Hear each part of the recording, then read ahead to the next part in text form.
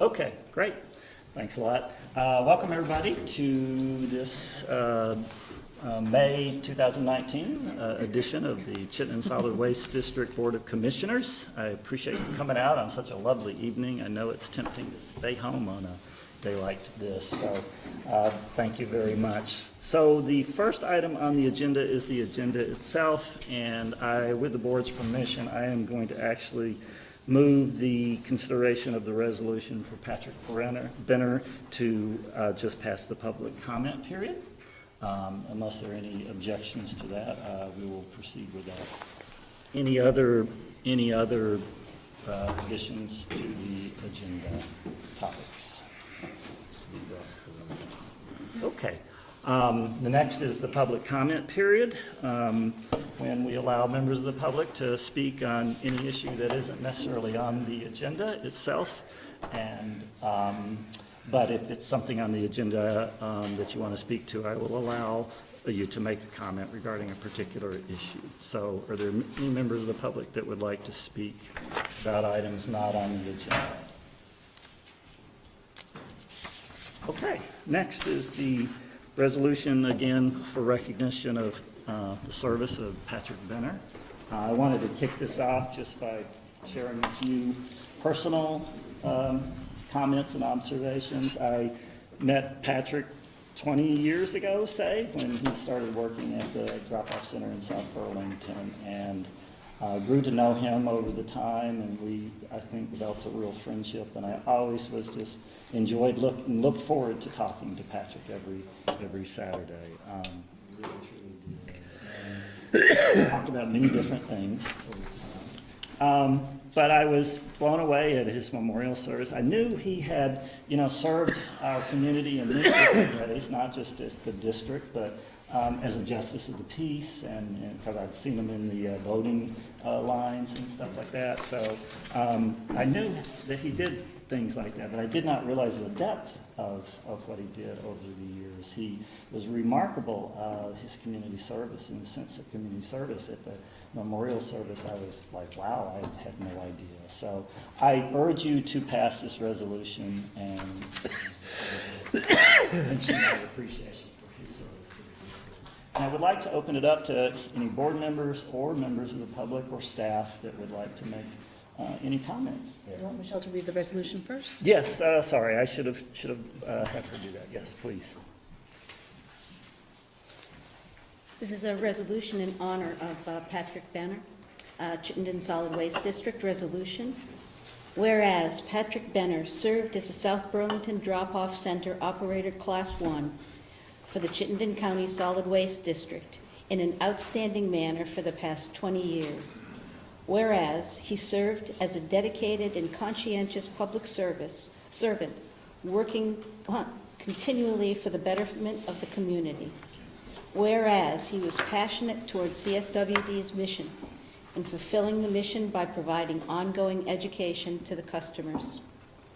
Whereas he oversaw and managed the on-site collection of municipal solid waste, recyclables, universal and other special waste in accordance with state and federal regulations, established drop-off center procedures, and followed those guidelines with the utmost certainty.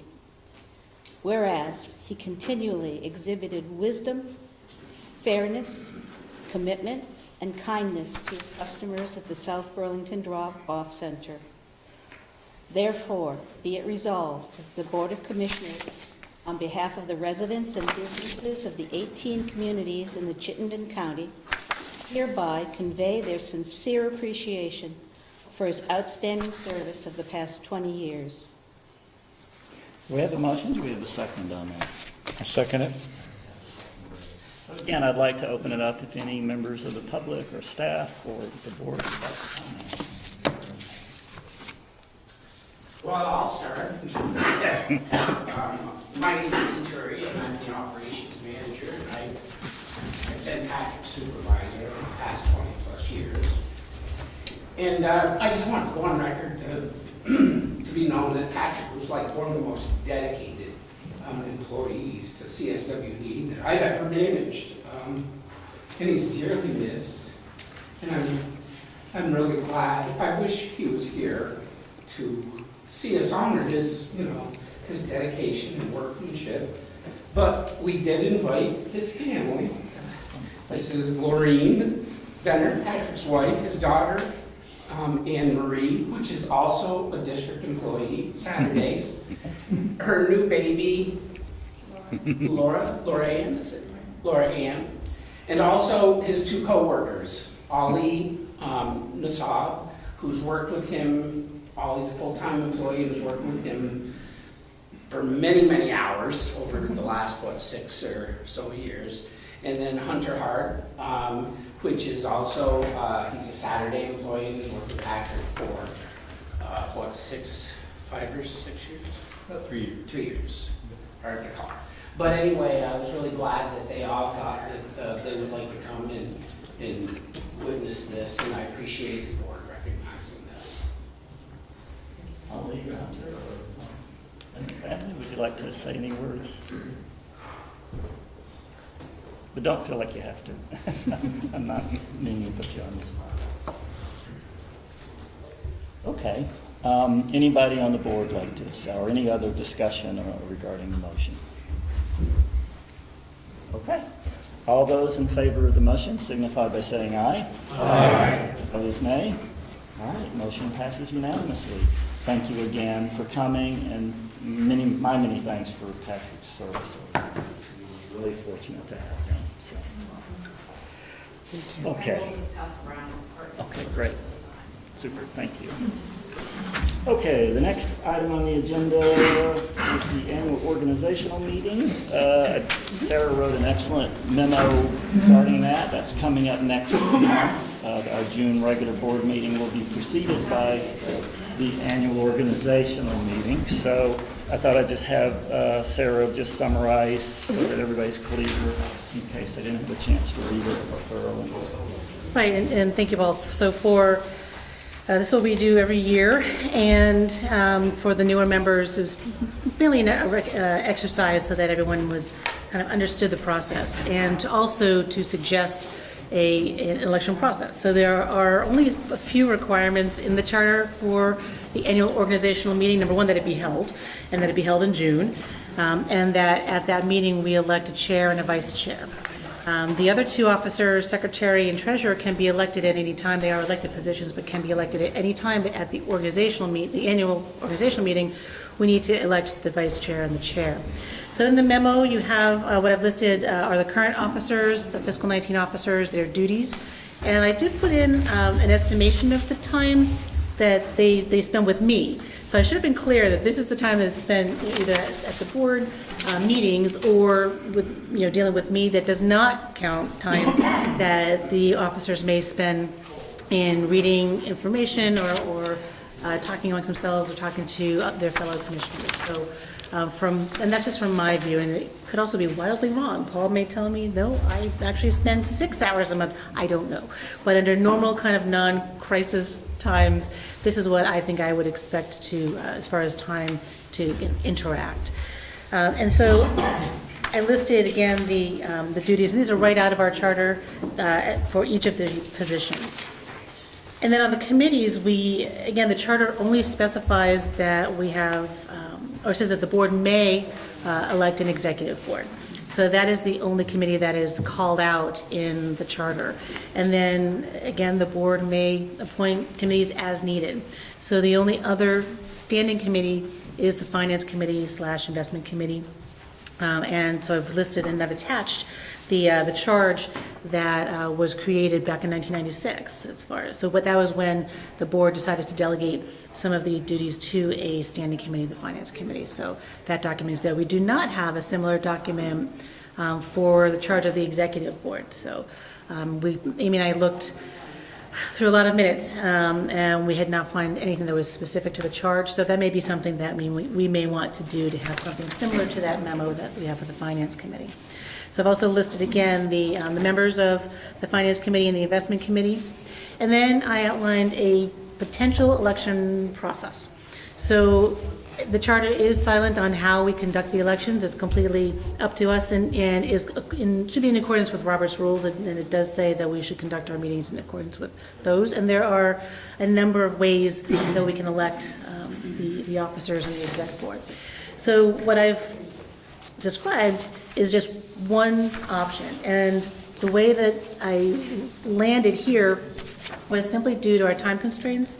I felt that if we could use a process like this or this one, that would at least allow for some time in between this meeting and the organizational meeting to have everyone here kind of consider whether or not they would like to continue to serve, or if they haven't served on any of the committees, to step up to serve or to serve as an officer, and to give some time to think about it. And then also, due to self-nominating and nominate to me, that I would create that document, and then that will be distributed, and then everyone could have time to essentially consider the candidates. So instead of doing something in the moment, like we have been, this allows a little bit more time for reflection. That does not mean that you cannot be nominated at the annual organizational meeting. Absolutely you can. You can self-nominate then as well. So that this does not take away from that, but it offers a little bit more time for consideration and pondering, so to say. So I would welcome, obviously, any questions about what was in the charter, or really comments that you may have on what I've suggested as a potential election process.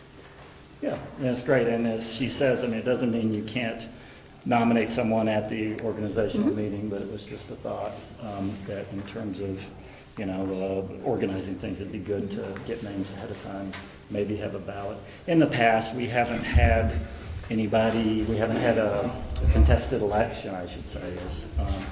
Related to this, I wanted to just announce that I will not be able to continue to serve as an officer or on a committee, just due to personal issues, and I need the time. So I would encourage you to consider serving. We, with Burlington having left recently, as well as Williston, that really means, when I step up, that means there'll be 3 new positions that need to be filled on the executive board. In the past, we have, just as a matter of protocol, had Burlington and Williston on the exec board because Williston's a host town and Burlington's our largest city.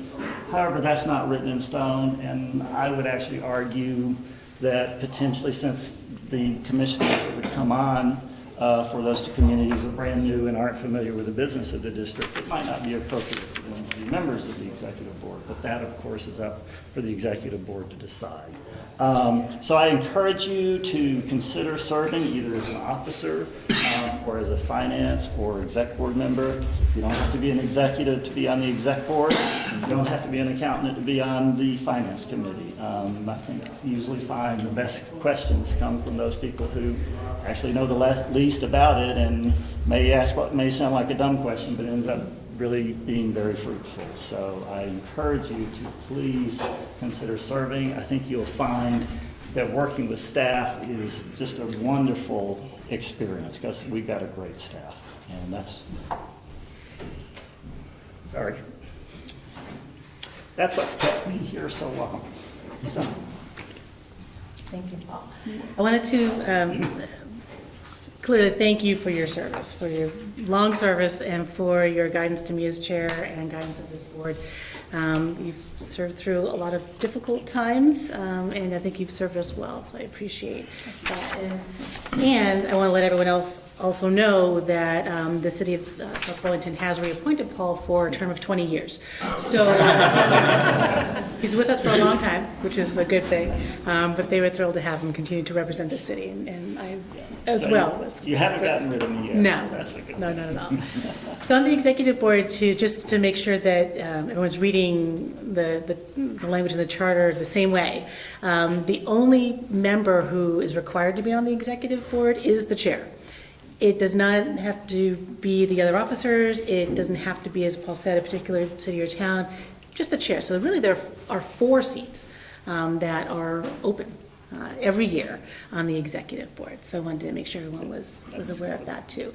And currently, Alan is serving as secretary treasurer, but they are technically two separate positions, so, but he has served as both for a long time, I think, we combined them, so. So please get your names in to Sarah or I, and we will, compile a list and for the next. Well, meeting. are there comments on the possible procedure? Do we think it's good enough to try this year? I mean, I think, again, because of the timeframe, it may be that we want to, and this does not even have to be written in stone, right? So we can revisit this next year, and probably should, to establish how we want the elections to go. But I thought this was maybe a good place to start. So if there are comments or improvements, please do let me know, and we can make those changes. But otherwise, we can give this one a go, and then see how it worked or not, and then we can adjust for next year going forward. Any other questions or Any comments? comments on the procedure or proposed procedure? I like it. I like the fact that it's going to be more transparent. It's going to open it up to other people who might have felt that they needed someone to present here at the board and the council. So I think that this is a really good change, and it's a good time to change. Yeah, I agree. Any other comments? I'll comment that I attended my first executive meeting last week or 2 weeks ago, and I expected it to be more intimidating than this environment. It was much less intimidating, much more fun, chill, good time, so I highly recommend joining that group. Thank you. Just in case you want insight into what that's like. I even got her to make a motion. Yes, exactly. Thank you. All right, any further discussion? Okay, great, thanks. Next are the minutes of the previous meeting. Do we have a motion? I would move the minutes of April 24th. We have a motion and a second. Seconded. We have a second. I do have a correction. Yeah. So, page 7, under other business, it says Rob Green was recognized for 30 years of service to the city of Burlington. Mr. Green's replacement on the CSWD board is Lee Perry, and Lee has not yet been formally appointed. So we can probably simply strike that last sentence. Is that That acceptable agreeable? to the motion or in the? Yep, sure. Any other additions, corrections, deletions? Okay, all those in favor of the motion signify by saying aye. Aye. Opposed, nay. Okay, motion passes. All right, next is the finance. Yeah, in the world of transitions, this is also probably my last board meeting as well. It's been a pleasure and an honor, and so just to begin, we'll go with the report of warrants and bank balances. Those are fairly straightforward, and the memo explains just where we are, leaving approximately $1 million in unrestricted bottom line fund balance for this month. This hasn't, I will work with my successor. I'm trying not to lock him or her into any format, and that person is going to want to take a look at what's going on and understand how the system works. So I didn't roll up all the capital funds, and I will do that and work with that so that in June that'll reflect the way things are supposed to be. But as of the approval of the reserve policy. So other than that, are there any questions on the bank balances or on the warrants? All right, third quarter. There was one. One quick Yep, question. sure. We talked a few months ago about doing a different sweep account or whatever, so we got more interest. Has that all been finalized in the bank accounts? Everything is in a money market account. There is some room to now buy some CDs. It's a small, with people's, because I haven't landed on exactly how much money is needed, I haven't wanted to move something into a longer instrument. I think July 1 is the time to buy a slightly longer instrument on some of our money. We were starting by getting 0.25%, when we moved all of our money to people, that moved to 1.82, so the interest ballooned at that point. And so So the next step is to kind of go through that money and figure out what we need in the short term and start making some long-term investments. So the answer is everything has been changed over and it's just, you can move the money now. I can't, let me say there is one small, and I say small, if it were mine, it wouldn't be small, but if it's ours, it's $225,000 still in Morgan Stanley. It doesn't mature until January of '20, and Morgan Stanley gave us permission to retain that through that period. So what we tried to do is we tried to sell it and see if we could at least sell it at par, and we couldn't. So we made the decision to just hold on to it and let it ride and get the interest. Okay? Questions on balances? Okay. All right, third quarter financials, we're running ahead,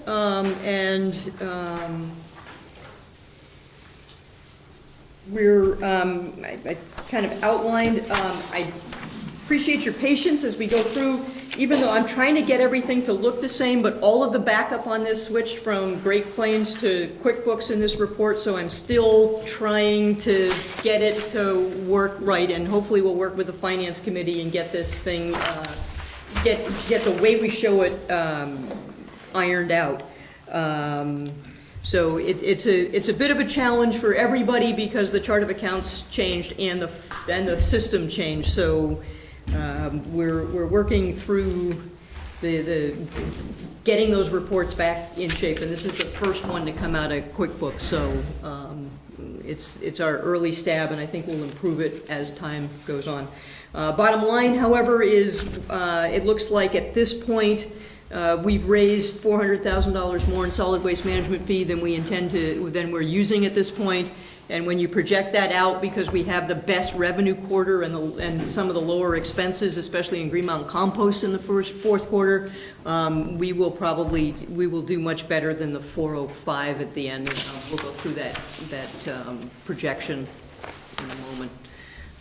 But we're well ahead, and when we budgeted to have $330,000 in solid waste management fee last year, given where we are this year, I think that's probably pretty close. Questions on that? Third quarter, yes. Tim? Your comment about support programs, that they've charged out at 65.2% of the budget. That means that you're saying that they would have charged 75% if Correct. they were on track? That's right. Okay, so they're not. They're running almost 10%. Yeah. Do you think this is a timing issue, or are we going to be truly underspent then in our support functions? So, and I'll explain this when we look at the finals. There's a bunch of things that happen. For instance, we budget as if every single position is going to be filled all year, and that never happens.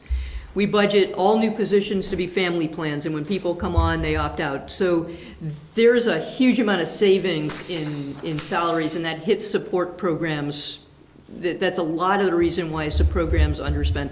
We're also very conservative. We under budget our revenues and over budget our expenses. Not by extreme, but when we're calculating, we're conservative. We should be. We're less conservative than we were when we were doing budget to budget, and now that we're doing budget to actual, we're a little closer. But so that's a lot of why those are under. I would say most of that is basically salaries. I haven't been able to tear it completely apart, but that's huge.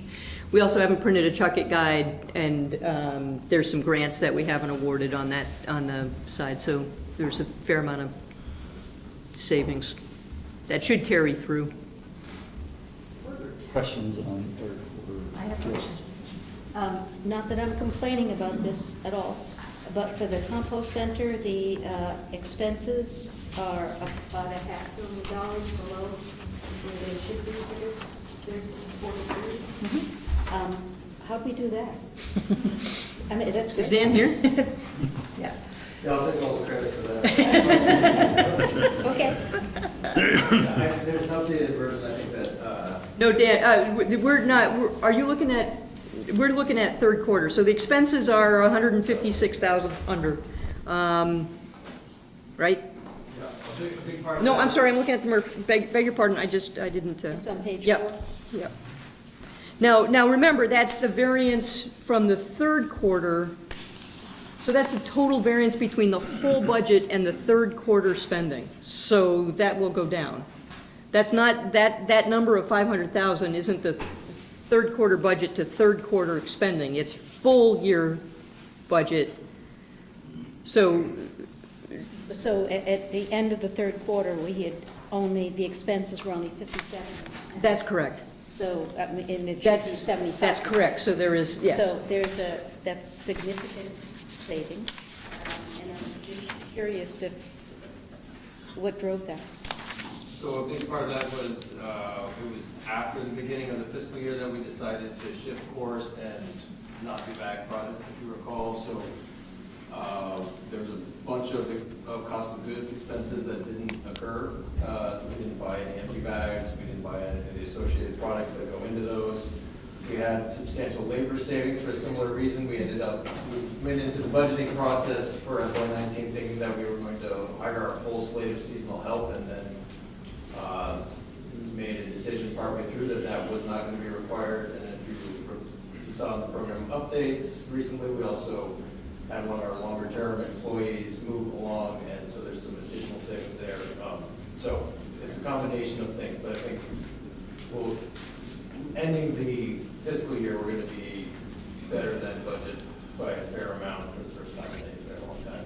So. Okay, good on you. Further questions? Yeah, sorry. The same, with respect to the higher expenses in the MRF compared to budgeted, could you discuss what's going Jen, do you want to take, The higher expenses at the MRF, so we renegotiated our contract with Casella, when, as you may recall, when the commodity prices took a dive, and we negotiated to supplement their processing fee based on what the monthly commodity revenues are. So when they're low, we've been paying them more. That has been offset by an increase in the tip fee that we did not budget for. So we're making up for that expense by increasing the tip fee. that's why the revenue is higher.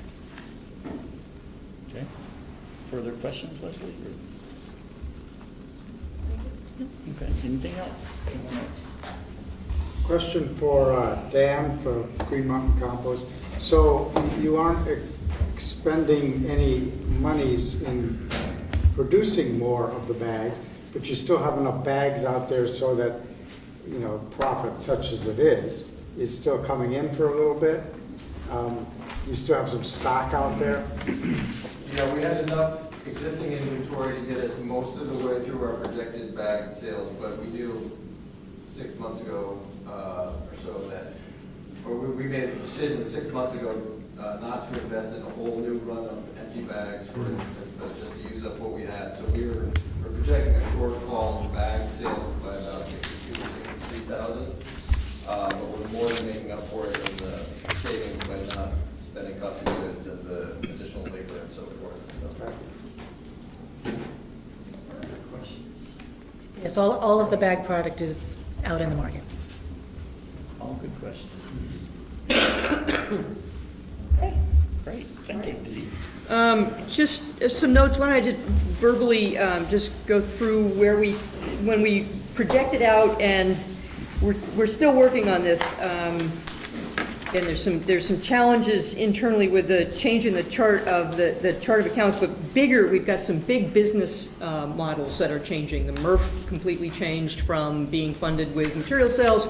Biosolids lost South Burlington, and Green Mountain Compost has shifted their business model. So we are looking at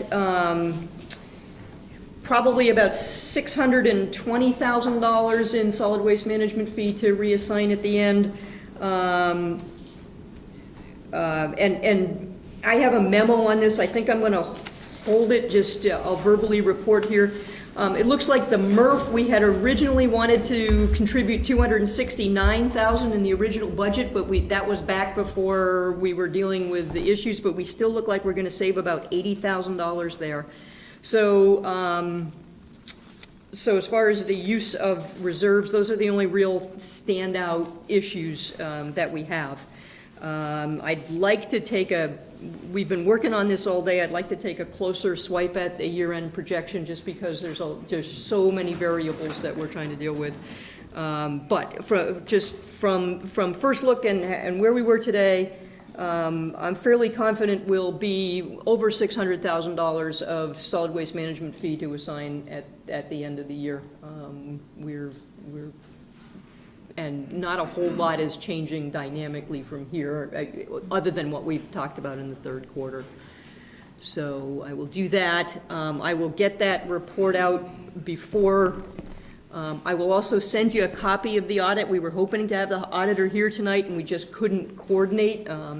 As folks know, it's really hard to get an accountant to come in before April 15th. Tax season, and by the time that was done, we couldn't schedule her for tonight, so we're going to try to work to get her here in June, which will bring me back. That's where we are. So it's been a pleasure. There are a lot of changes that have been made, and I appreciate your patience as we kind of worked through a lot of different opinions and a lot of different ways folks wanted to see things, and hopefully in the next 4 to 6 months we'll land at a place that we can move forward well. I think QuickBooks is a big win for our staff, so we'll be moving along. But thank you very much.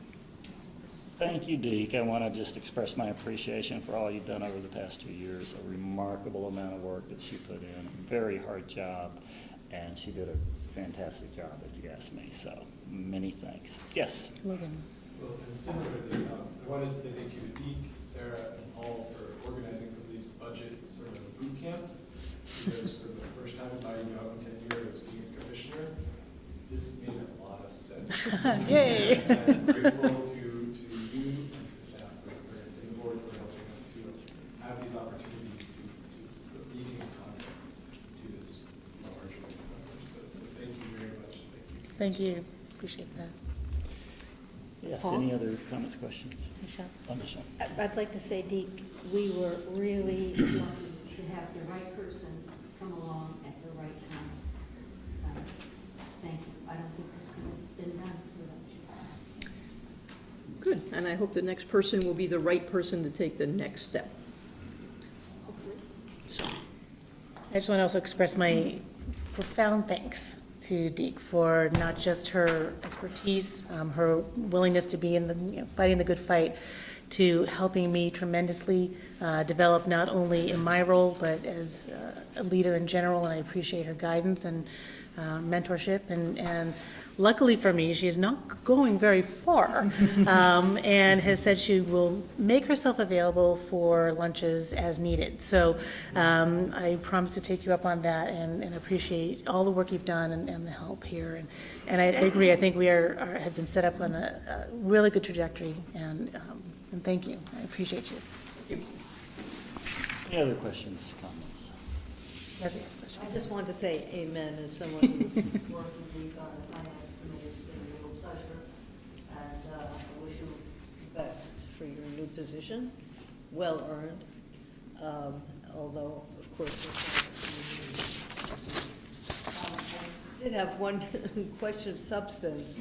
At one point, I know Alan asked if we had some way of getting some further insight on the increase in volume generating the, I mean, it's all very nice to have those revenues, but we really don't want them, in a sense. And I don't know whether the staff has had any opportunity to think about that, how to find out, and whether anything has been done in that.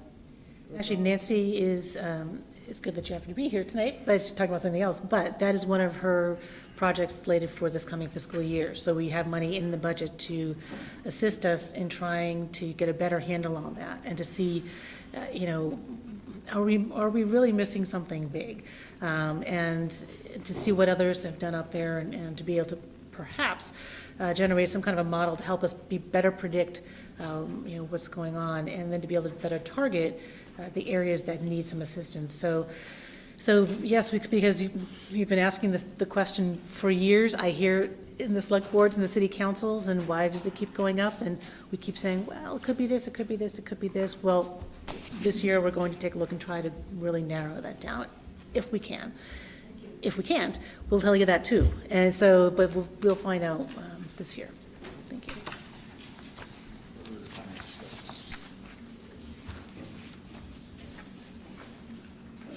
Move on to the executive director's report. Yep, thank you. Again, prompted by great questions from Kaylin, Michelle Morris and Elise Sarda and I worked on a document, and also with thanks to Michelle Devia's input on how are we financed? Where do we get our money? And I have to say I was really happy to have that document because the question was asked in South Burlington, and we happened to have something in hand that I could pass out and walk through, and it was very, very helpful. I also used that in Winooski. There, 3 out of the 4 council members are new, so it was a very good resource to have, and will continue to be refined with the goal of that document or something like it being included in the budget packets for next year for all of for the legislative bodies, so that they have that and they can put that on their website. They have it in that format that they can distribute it. We could distribute it to anyone who wants, just another fact sheet. So we've been hearing for a long time that just a lot of general confusion over, well, what is a solid waste management fee? What does that do? This is going a long way to helping me to better explain that, and the feedback I'm getting is like, oh, okay, it's kind of similar to Logan right now. I understand a little bit better what that is for and what the purpose is. So I'm not sure if I don't remember if we put that in the packet or not, Amy, but if not, it is, okay, perfect. So that's in your packet, and that's what we're using. So feedback on that would be great. So if you hadn't seen it yet, take a look at that. And that is a work in progress. Please offer suggestions as to how it might resonate better, make better sense to you, to your constituents, and we want to continue to improve that document. But it already has been very helpful. I was very glad to have it, and we didn't prime the question in South Burlington. It came up naturally. It was perfect, and just happened to have the document there. As I mentioned, we have the 2 positions are out. We'll be having our first round of interviews for the finance director position tomorrow. The hope is that we would have someone from maybe the finance committee sit in on the second round, so I would invite any of you to be able to sit in if you're able to, and we'll let you know when that second round will be.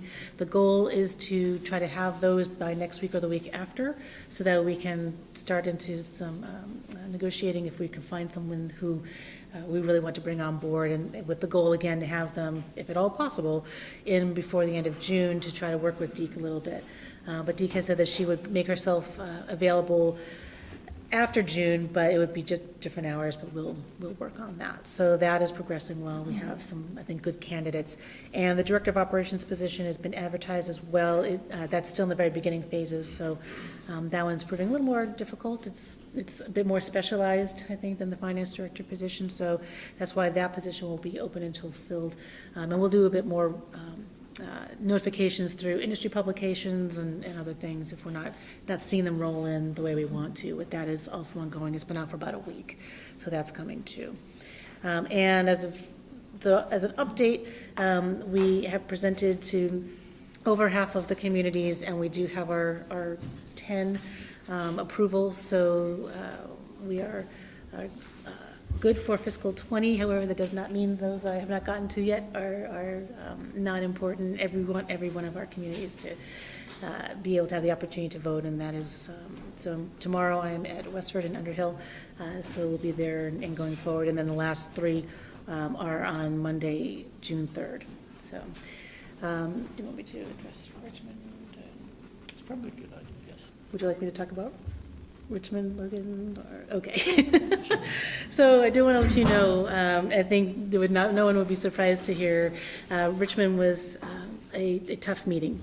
They're still very, very concerned and upset about the loss of the reuse zone at the drop-off center. So the town did take the opportunity to have members of the public talk about their concerns and their loss. And it was a very passionate group, as you can imagine, and they were really sad about that loss still. So as a result, the select board did disapprove the budget, and I think that's probably the first time that that's happened in a very long time, if ever.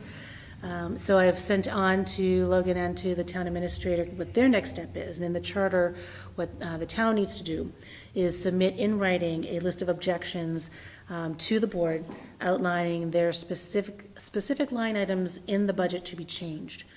So that is due, again, within the original 45 days, so they have until June 8th to submit that list of items.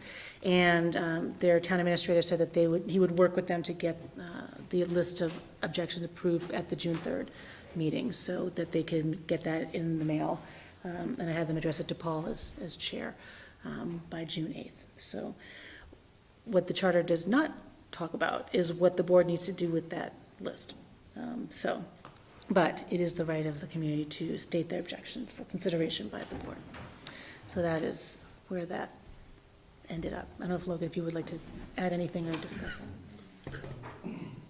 I think it was a contentious meeting, and I appreciated your resilience in the face of really, at times, withering and both you and criticisms about how the reuse zone decision came about, and what it means, and what it means to be a member of CSWD, et cetera. My hope, and I'm still sort of young in this, but my hope is that some of the thoughts and concerns that were raised in terms of wanting to find some way through are in good faith, and that we can find something that can not only be good for my neighbors in my community, but for our district in terms of some of those other key questions in terms of why we're generating more and what we can do to encourage reuse in communities, sort of benefit of animals and planet, good stuff. So I appreciate that you both came and other members of staff came and sat through a very long meeting. And I think there's work to be done, that maybe in a special projects type thing, or just otherwise, a way of bridging what seems like a divide. There are good folks who want to do something good with CSWD and not simply against the board or the district or otherwise. So it's going to be an exciting, couple of months, and how the 45-day window produces a document that can be useful and constructive to us and to staff. Is going to be an interesting process that I look forward to being a part of and then sharing with you as my colleagues and staff. So thank you. So I will just let you know, I told the board there that, we deliberated on it 3 times, and in order to bring these things up again, it would have to be a substantially different proposal, is my take. So that, I don't know if they'll come up with something like that, and Logan, I fully support, maybe there's some creative ways to think about how you can solve their issues. But as I said, as far as the chair and this board, we deliberated 3 times. It would have to be something substantially different. So that was my position. So, yes, Alan. Yeah, it came up at Essex also, and Sarah gave a very good explanation. I think it was probably the same explanation she probably used in Richmond. We've discussed it, we've gone down. I'm not looking for staff to spend a whole lot of time personally on, this issue. We got one town that voted down the budget because of a single issue, in my mind, and we have a bunch of other towns that have approved it, and we need to focus on those issues and spend our time on those issues that the board thinks are important for us to move forward on. Anybody else, any other comments? Yeah. Yes. There is a alternate idea, I'll put it out that way, floating around on the Jericho Front Porch Forum of creating a list of items that folks have available that would have gone to the reuse zone, And basically, what they're proposing or talking about is just doing that, creating a list and maybe a phone number that you could call and then go to that person's house and pick it up. Don't know on Front Porch Forum whether it'll progress any further, but it at least is an alternate idea. Yeah, certainly a creative idea. Anything else in terms of executive director updates you want to share? Then unless there's something. Yeah, what does the one town or multiple towns not passing the budget mean for the budget? For our budget to be adopted, we need a simple majority, so it's 10 of the 18 need to pass that. Generally, everyone does, but we only need 10. And it's not a weighted vote, it's each town gets one vote. Any other questions? Okay, let's move forward to the solid waste So Green Up management. Day? Oh, Green Up Day, sorry, yes, I'm skipping. My No apologies. worries. I'm not Lauren Lean, and I'm not Michelle Morris. Come up to a microphone. You do, sorry. Sorry, I'm an actor by training. Hi, I'm Elise Serta. I am our Communications and Marketing Manager for CSWD. I'm 3 months new, so there are plenty of you I have not met yet. So what a privilege. Thank you so much for letting me fill in tonight. So basically, Green Up Day, I'm just going to mention some of the highlights of the day. You have full information in your packet, which includes breakouts by town. So if you're interested in basically what was happening in your community, that is available to you. Also to let you know that the Green Up coordinators in your towns have been provided with this information also for Lauren Lane, from Lauren. And if you have more details that you need, Lauren is happy to talk to you about it if I can't answer the question tonight. So basically, Green Up Day took place on Saturday, May 4th. If everyone I think knows, but litter is collected by the roadside by volunteer teams in your municipalities. And basically, then they're delivered by the municipalities to facilities on either that Saturday or the Monday. Tires are delivered to CSW's special waste facility in Williston, and then any trash is then disposed of at the Casella transfer station at Avenue B in Williston.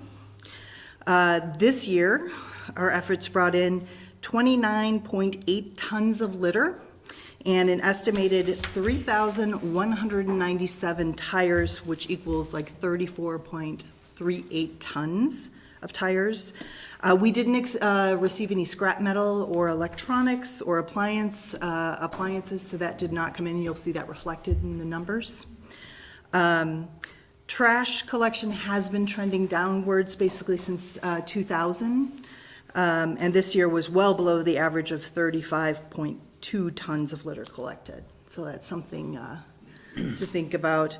Also, we did see that the numbers of tires collected has varied up and down since 2005, but this year the gradual trend has been that it's continued upward, and this year is the highest total number of tires collected since 2000. Also, if you're familiar with Green Up Day, CSW contributes, or this year we contributed $4,400 to Green Up Vermont on behalf of the member municipalities. And in addition, outreach and communication, the budget will reimburse the drop-off center budget for $6,876 in fees that for tires that were brought to the Williston drop-off. That's sort of something to look at. We've been seeing overall tire collection has been going up. So that's something that I think we are going to be looking at in the next year, potentially from an EPR standpoint as a possibility for extended producer responsibility. Is there some role to be played there to help offset that tire collection? And you will see in some, if there is a question when you look at your numbers, there are some towns that reported 0 pounds, tons dropped off. And those towns actually did participate, but they didn't bring in their loads by municipal trucks. They actually worked with, let's see, I've got Casella, Myers, and Myers again for 3 towns that reported 0 in our reports, because if they haven't come in through the municipality, we're not counting them the same way. We don't have those numbers. But they actually, it worked out for them better to work with a Myers or a Casella instead of using their own municipal vehicles. So that's why you'll see a 0. And if you want more information about that, you're probably, your coordinator can get you poundage or tons. Any questions? In terms of the map where you show 5 years of trash and tires, you have a column for state highway. Yes. Is that the interstate, or is that like Route 15 where there is partly a town road and partly a state highway? Or how is the state highway number, where does that come from? I think it's the interstate.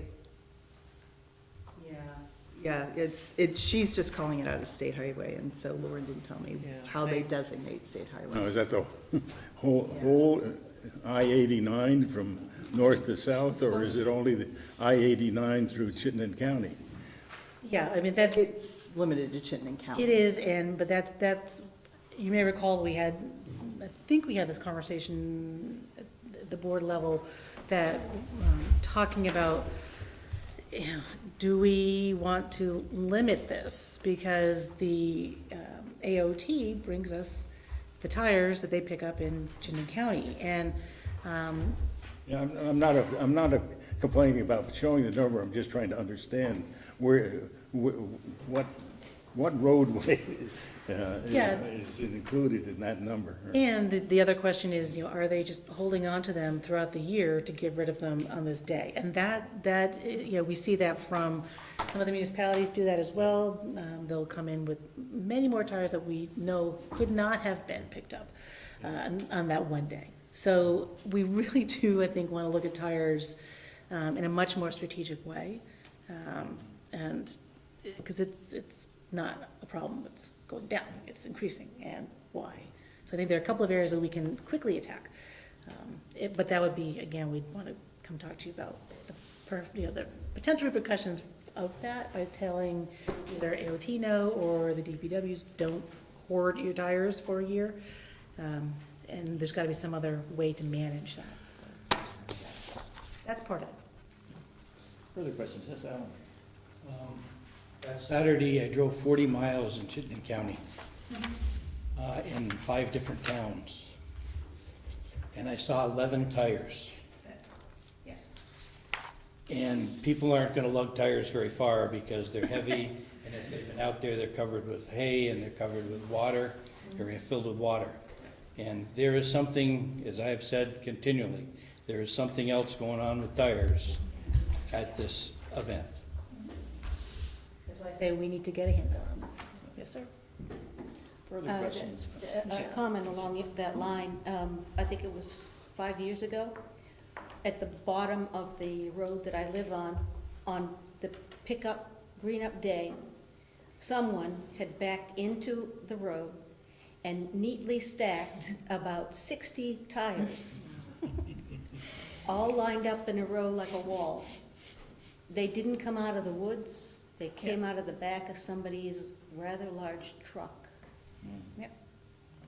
So, yeah, there's something that needs to be looked into here. Yeah, Fran. Maybe you can remind me which fund the $4,400 comes from that goes to Green Up Day? There's a separate account for Green Up Day. Yeah, it's just, It's budgeted for Green Up Day. outreach and communications budget. It's a specific line item.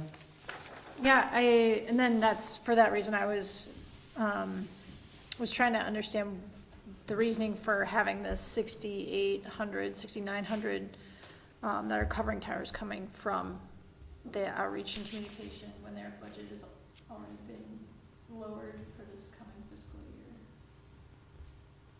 Just kind of planning ahead. If tires are going up in terms of Green Up Day, and I could be not remembering correctly, thought the outreach and communication budget was decreased for this coming fiscal year. Is that not accurate?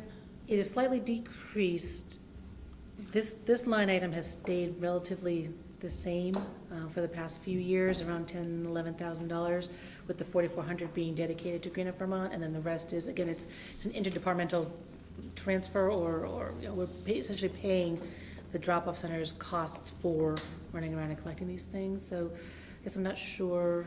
Yeah, the $4,400 is a contribution from the district to the Green Up Vermont I think organization. you're questioning the 6,800, is that what you're? Yeah, just kind of trying to put it all in context, where those funds are coming from, and if they should be coming from somewhere else. Well, and that is a good, that is a conversation that maybe the finance committee could have, or just we could have internally as staff. And the rationale for coming out of outreach and communication is because it tends to be a community event, and it's, you know, something that we promote, and it's something that we go above and beyond in order to make sure that we are taking care of the waste that's being collected. It could just come right out of the drop-off center budget, but because it's not necessarily an operation of the drop-off center, they're kind of providing that service. It's almost like a delivery service, pickup service that we're reimbursing them for. So, but that was. But it's a line item, budgeted item. Yeah, yes, I absolutely. mean, it's in there, and if it was to move, that whole money would move with it, and the budget would be lower for whatever area that it's in. The budget stays the same. It's just who's originating the expense. Right. Okay, further questions? Just one more question about the towns that aren't directly reporting, one of them being my town. And I can tell you probably what your town did if you. I attended on that day. Oh, so gotcha. I'm Okay. familiar, but just thinking about holistically, if there's any interest or effort to try and capture those tip sheets from those towns, so we can have a better idea across. Yes, and Lauren's been in contact. Okay. That's how, she actually just found out today that Winooski had used Myers. So she's trying to get those numbers from the coordinator for your They area. use Myers, South Burlington use Casella. Yeah, I made some rounds myself. Yep. So, yeah, and we're still within a pretty short time frame from when the event happened and getting that information back, but Yeah, I but wasn't we'll sure if get that was those. part of the plan. Yeah, we'll get, yes, that definitely is. And, great. yeah, at first we didn't know quite what happened, but Lauren was following up and got that information Awesome. today. Thank you. Do we have a similar bar graph of numbers of tires over the last 5 years from the drop-off centers anywhere? We Can get that. we can get that. Lee It would has be the information. interesting if that's going down. At the same time, the green up is going up. Or if both are going up, where are all the tires coming from? Further comments, questions? Yeah, I was wondering why scrap metal or electronics was zero. That seems like it's going down, obviously, but zero is like really. I can ask Lauren. Lauren said it just none came in. We don't know exactly why, if people are doing it as they go, so it's better. I could ask her Tends about to be a marketable commodity, so when people find it, they do tend to bring it to a dealer, and when the markets are good, they'll get paid for it, so that's why we tend to not see a whole lot of it. But Or some of the towns even collected, I think, Most- Worcester has their own container. Most every town has a scrap metal pile behind the barn. And the electronics, we accept at no charge from households, so it's not an item that you would normally see as litter. And that's where that big dip from 2010, 2011 occurred, when some of those programs started to really kick in. Also just wondering if there's any record keeping of number of volunteers and just be another data point. Yep. Lauren does have those numbers. I think she didn't get them in time to put them in the packet, but we can get those for you. And I would think Green Up Vermont must gonna say, they keep must tabs or have numbers as well. They do, they just don't have them available on the website, so we have to request them. Yep. Great. Further questions? Rena? Thank you. Next item is the solid waste management ordinance proposed amendments. Yep, and Nancy's Okay. filling in for Josh. So as discussed in Josh's memo in the board packet, staff is proposing amendments to the district solid waste management ordinance and is seeking board approval this evening to solicit public comment on those changes. The proposed amendments reflect changes in state law this last year, amend sections that have been proved difficult to enforce, or provide clarification. There's a staff committee that is currently reviewing the entire ordinance, and staff will be back with additional recommended changes down the road. Amendments proposed tonight are considered time sensitive, so we're moving forward with it. They have undergone legal and executive board review with their recommendations incorporated to what you see tonight. I'd like to provide an overview of the proposed amendments and the next steps, and then answer any questions you may have about individual amendments, if I may. In section 3.11, the first proposed change allows district staff, instead of just the executive director, to approve exemptions to the requirement that recycling containers must be paired with all public trash containers. There are some situations where this is problematic. This will allow outreach staff to make judgments on site while they're in the field. Outdated effective dates were also removed from this provision. In section 4.6H2, the proposed change allows for the collection of fees at solid waste facilities, including our drop-off centers, for recyclables that are brought in without trash. As required by unit-based residential rates mandated by Act 148, the trash fee includes the cost of managing recyclables that are brought in with the trash, and has been covering the cost of recyclables customers bring in alone as well. A change in state law allows fees to be charged for recycling brought in alone now. As you know, charging this fee at the district drop-off centers is included in the FY20 budget, so this section needs to be amended for that to occur. Contrary to what is in the memo, we are not proposing a change to section 4.6H3 at this time. In section 4.8J3, the proposed change allows recycling containers to be labeled with an abbreviated or subset list of mandatory recyclables versus a detailed comprehensive list, as long as it's been approved by the district. This will be especially helpful at public venues such as gas stations, special events, and the airport, where you have only a moment to convey what goes in which bin, and allows focus on the types of items that are typically generated at those specific venues. It should help to decrease contamination in these public spaces. In section 4.8J9, the proposed change simply deletes outdated effective dates for the labeling requirements.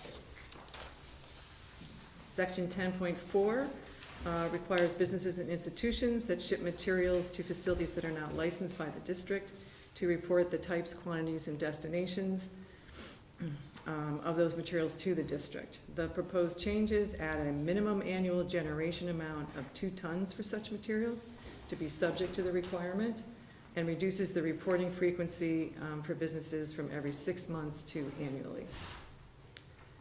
Staff is asking the board to authorize the Director of Compliance to initiate a public comment process to seek input on the proposed changes. A resolution is included in Josh's memo. Any public comments received will be reviewed, and staff will bring the amended ordinance back to the board for adoption at your next meeting. It is not required by law that the board seek public input, but it has been its practice. Are there any comments or suggestions or questions? One question. On the businesses that ship to non-district facilities, can you give an example of that and how does that work? Sure. There are businesses who generate large quantities of, say, cardboard or plastic film from pallet wrap or something. And they can ship it directly to, a broker that's not in the district and get money for that material. A lot of the large grocery stores, they backhaul, they have stuff come in, delivered, and then their own trucks backhaul the plastic film that they collect in front of their stores, as well as other materials, to distribution centers that are outside the district. Breweries have a lot of spent grain, and those are going to farms that might be in the county but aren't, we don't license those farms, or they're outside the district. So there's a few examples. You'd be surprised, there's a lot of material. And it's helping us to get a better, look at what our diversion really is. So, Sure, I think these are quick. For the change on page 10, allowing the district staff to approve public waste receptacle exceptions, is that all district staff? it just says approved by the district. So Okay. it could be, you're right, it could be all district staff, but it's going to be part of someone's job description or being delegated by the executive director who is allowed to do that. Okay, just curious if there was some level of authority that was being delegated down to. So. Yeah, I'm sure that discussion was held, but I was not a part of it, sorry. And then the only other question was in relation to the direct markets.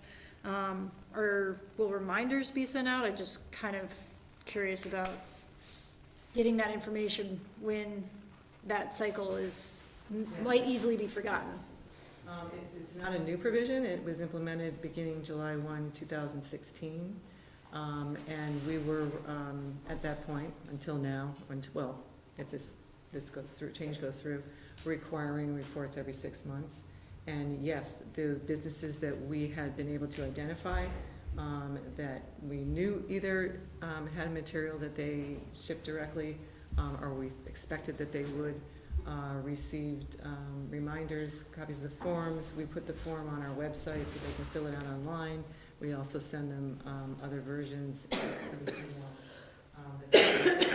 or they can just hit reply and say, it was this much, this, for this, of this material, and this is where it went. Great, So thank you. yes, we do.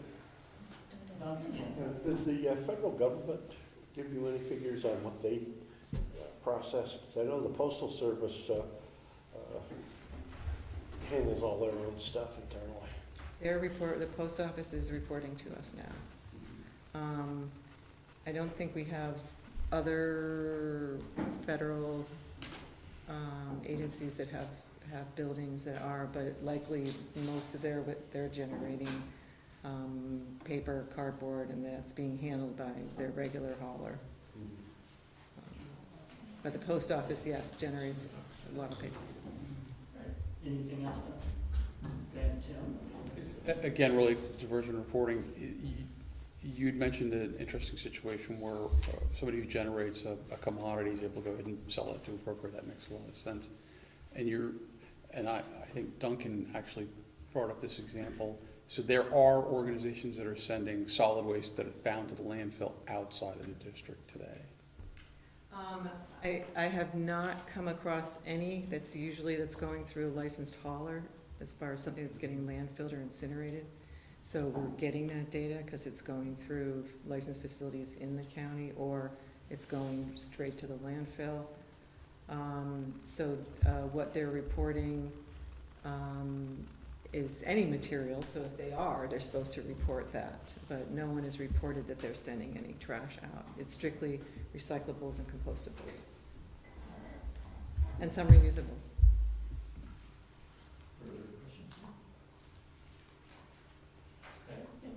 All right, I think it's expected to be controversial to the public. Which? Any of the changes? Yeah. I don't think so, because, there has been discussion about the new recycling fee. And I know that's come up in some of the governing boards. So I guess that one. The other ones, the first one is the benefit to the business. There's less bureaucracy. In their situation, they really can't get a recycling container for whatever reason, that can be simply dealt with. Reducing who's required to report their business materials, that is a benefit to the business. Changing it to report once a year is a benefit. The date changes, obviously. The labeling is also a positive. Say they do something simplified and working with staff, get something better for their container.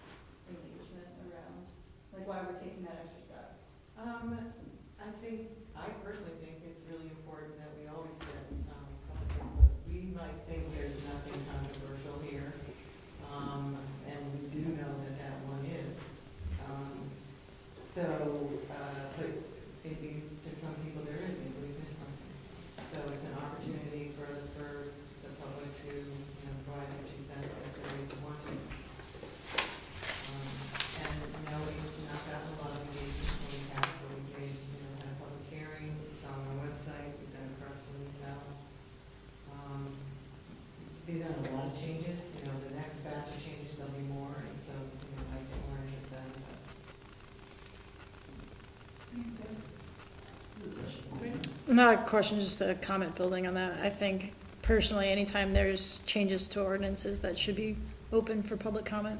That's good practice.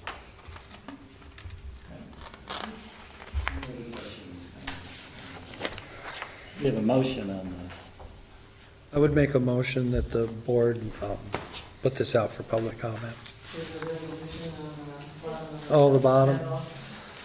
I move the resolution. Okay, we have a motion. Do we have a second? Second. Further discussion? Okay, all those in favor of the motion signify by saying aye. Aye. Opposed, nay. Abstention? Thank you. Next is other business. Any other business? Anything that I want to bring up to the board? Okay, and program updates. Program updates. Mhm. Any questions on program updates? Can you tell us about the miscoding of materials?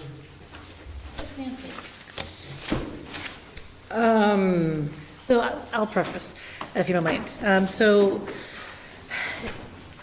we are very fortunate at the district to have some very crackerjack eyes looking at all of the data. And it's not just Nancy looking at it, John Dorrit looks at it, I think Janine, also in our compliance. And we're looking for consistency, and we're looking for trends. And anytime anything blips up or down, we ask. Sometimes it's a minor mistake in coding where, the scale operator happened to hit the wrong button or something. We've been seeing too many of those over the course of quite some time. So Nancy and John have been working with the different scale operators, mainly with Casella, but have been working on trying to figure out, well, what's been happening. And since Casella moved over to a new finance system a couple of years ago, the instances of errors has increased. It's actually caused a significant amount of staff time at the district to be tracking down the errors. And so it has recently just kind of ticked up, and we've been working with them. They try to make improvements. We go over, we watch what they are doing in the scale house, and it's not improving to the point yet where we're comfortable not watching. So we're moving forward along other avenues at this point. But it's because we have some good people who have been looking at this for a long time, they know when something just doesn't look quite right. So we're doing more investigation, but it's an ongoing thing. But we wanted to make you aware of it, mention it, and just say that this is something that may cause additional changes down the road, but we're working on it. Further questions on program updates? Ben? So is there any compensation for the district for based off of the contract for tracking down these errors? And is there any, so I guess on the converse side, aside from staff time being spent, what other financial impacts are there to the district based on these errors? Yeah, so it's not a contract per se, it's a licensing issue. So that would be our recourse would be through the licensing and the enforcement process. So they need to, by our requirements and by agreement through the licensing, and they agree to provide us with accurate data in a timely fashion, and we determine what that is. So if they're not, they're required to work with us and to our satisfaction. So it's not that there's a financial issue, I don't think. There's a fine that could be levied if... We could shut down their transfer station, which I don't think anybody wants us to do, particularly them. So there are, enforcement things that can happen. But that would be where money could be recouped for those costs. Along Bryn's line, does the miscoding end up benefiting someone or being a detriment to the district? We've discussed this, and we thought, well, maybe it had to do with having C&D recycling rates higher or something, but it's just not making sense. And We have not been able to come up with, it's A financial benefit to? not, there's no financial From benefit. to anyone, from There's anyone? no financial benefit. It's not like they're bringing in out-of-district material and then calling it in-district? Or That can happen, but that's, what I we're know seeing is we've just policed- that I know loads. we've policed a couple of those cases in the past. That can be, you know, audits done on that, but it's more that loads, it's roll-offs, basically. Roll-offs that are being coded at the scale, entered as MSW, when in fact they're from a construction site. Affects our pound per person. Tell me about it, Alan. I'm as unhappy about it as I'm sure you are. You knew there was a reason, right, Alan? We're finally tracking it Very down. frustrating. And we have been able to work with them, and we have corrected some of the data. We'll never be able to correct all of it from the past, but we're doing our best.